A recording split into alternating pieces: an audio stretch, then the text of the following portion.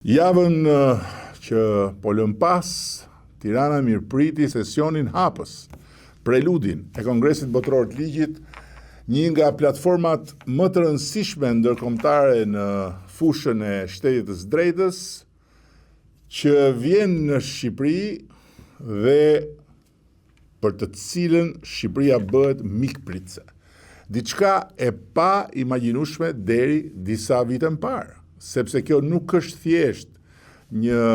ngjarje për turizmin, kjo nuk është thjesht një ngjarje për zhvillimin ekonomik, kjo nuk është thjesht një ngjarje për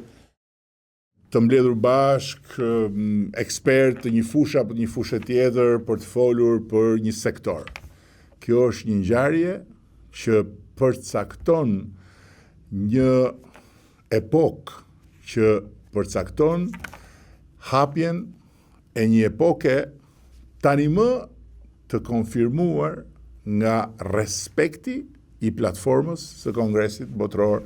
të Ligjit,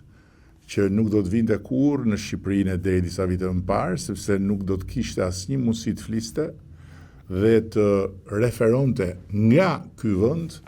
për sundimin e ligjit, për përkushtimin e shteteve demokratike ndaj sundimit ligjit dhe për vullnetin e shumicave qeverisëse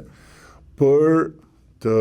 garantuar paprekshmërinë e sistemit të drejtësisë. Dhe fakti që Tirana zgjidhet sot për të mbledhur figura kaq të rëndësishme në fushën e së drejtës, jurist, ekspert, protagonist të betejave për të drejtën në historinë tonë bashkëore, lidhet pikërisht me konfirmimin e këtij transformimi. Kështu që është edhe një herë tjetër një arsye për të qenë jo thjesht krenar për reformën në drejtësi, por të vendosur për ta çuar atë përpara, duke i qëndruar besnik atij hapi dhe atij vendimi historik që kemi marrë për të ndarë